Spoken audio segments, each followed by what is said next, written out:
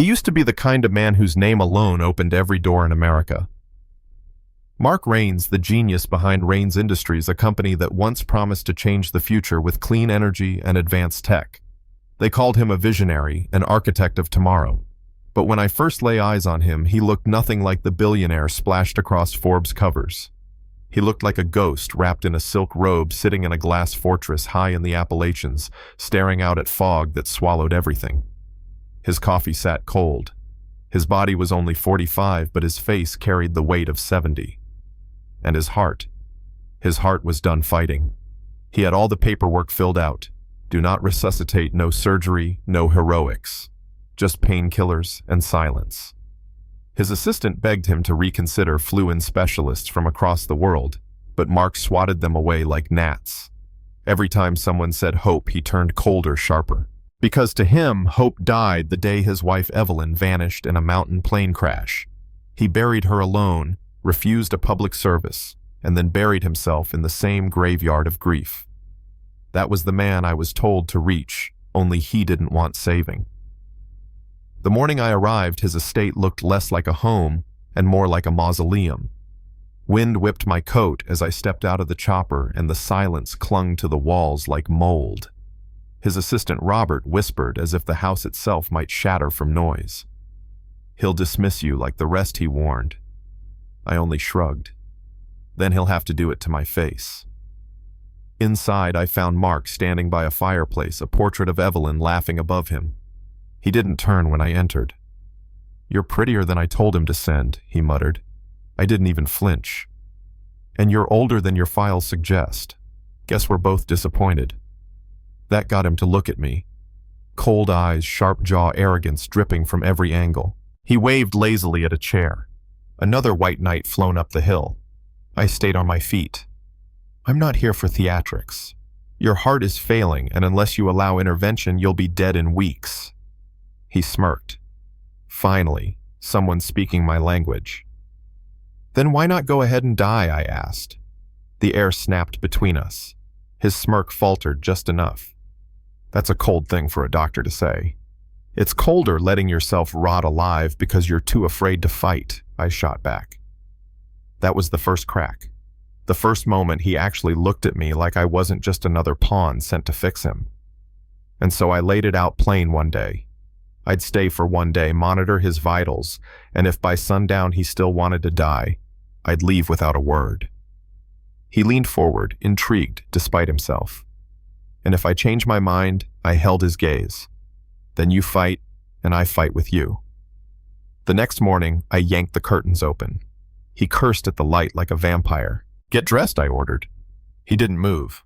I told you I'm not going anywhere. I crossed my arms. I didn't say we're going anywhere. I said get dressed.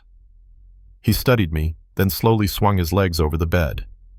The arrogance was still there, but now I could see the frailty beneath it, the way his body trembled like a man afraid it might betray him. In his private medical suite, I spread the ultrasound gel across his chest. He tried to break the silence. Most people would be honored to treat me. You seem annoyed. I'm not impressed by names, I said flatly. They don't keep your heart beating. He chuckled, but it cracked when I asked quietly, Ever lose a patient? Yes, I admitted. How did it feel? Like I failed. Even when they were already dying, especially then. Our eyes met. His mask slipped just a little, and for the first time I saw something more than arrogance. I saw pain. That night, a storm rolled in thunder, shaking the glass walls. I found him in the library, damp from the rain, staring into a fire like it might answer for his sins. His voice was low, unsteady. She hated the rain. Evelyn. Said it made everything feel like mourning. After she died, this house just stopped. He wasn't performing now. He was confessing. You've been living with ghosts, I said. I'm not living, he whispered. I'm just waiting. Every morning I wake up disappointed I didn't die in my sleep. That admission hit harder than any diagnosis. So I told him what no one else had the guts to say. He wasn't dying, he was punishing himself. That keeping the curtains closed, silencing the music, refusing every bite of joy, wasn't loyalty to her memory. It was cowardice. He didn't snap at me. He just stared at the fire and murmured, "Isn't it betrayal to go on living?" "No," I told him. "People die, but love doesn't. You're burying it under bitterness." He didn't argue. He just broke. And when the pain hit sharp and merciless, I was on my knees in front of him before the glass of scotch could hit the floor. Left side, radiating down his arm, 7 out of 10 on the pain scale. I coached him through every breath until the episode passed. He sagged into the chair, sweat on his temples, voice barely audible. "Will you stay tonight?" I should have said no. Professional lines, boundaries, all the rules. But I saw it the first flicker of a man who wanted someone to choose him. So I said, "I'll stay close. Not because you need me, but because you finally want someone to."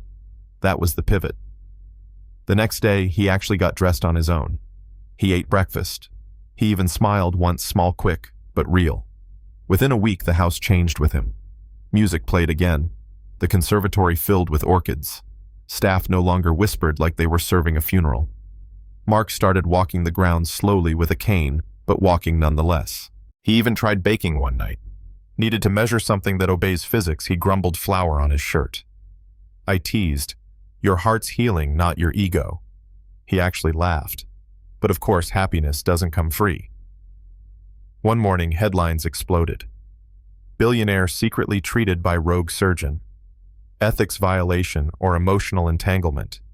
Photos of me entering and leaving the estate, whispers of misconduct accusations. I ignored his DNR. By noon, I was suspended, my license hanging by a thread. I sat in silence, staring out at the mountains while Mark stormed into my room. "They'll ruin you for this," he growled. I nodded. "I know." Then he did the unthinkable. He called a press conference. Lawyers begged him not to. Investors threatened him. He didn't care. He stood in front of cameras, jaw tight, eyes steady. I was dying, he told the world, and I wanted to die. I refused every doctor, until she walked into my home and refused to let me give up. She risked everything, not for fame, not for money, but because she believed my life was still worth saving. And she was right. If they punish her for that, the system is broken. The video went viral overnight. Petitions, protests, op-eds. Suddenly, I wasn't a villain. I was a hero. And the board couldn't ignore it. My suspension lifted. My name scarred, but not destroyed.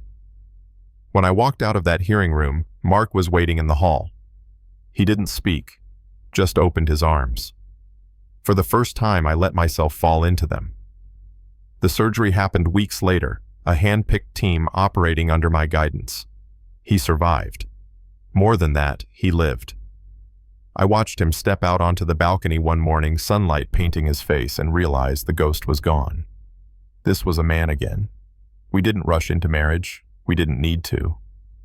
One evening, as the sun dipped behind the mountains, he handed me a small box. Inside wasn't a ring, but a key. The new headquarters of the foundation we built together, the Rains Heart Initiative. My name carved into the glass doors alongside his. "I'm not asking you to marry me," he said softly. "Not yet. I'm asking if you'll stay. Not as my doctor, not as my savior. Just as the woman who makes my heart beat in ways medicine never could." I didn't cry. Not then. But I smiled, and for the first time in years, I believed in forever. And maybe that's where you come in. Tell me, was I right to break every rule for a man who wanted to die? Or was he right to risk everything just to defend me? Should love ever cross into medicine? Or is it the only thing strong enough to save us? Drop your thoughts in the comments, because this isn't just our story, it's a question every one of us has to answer someday.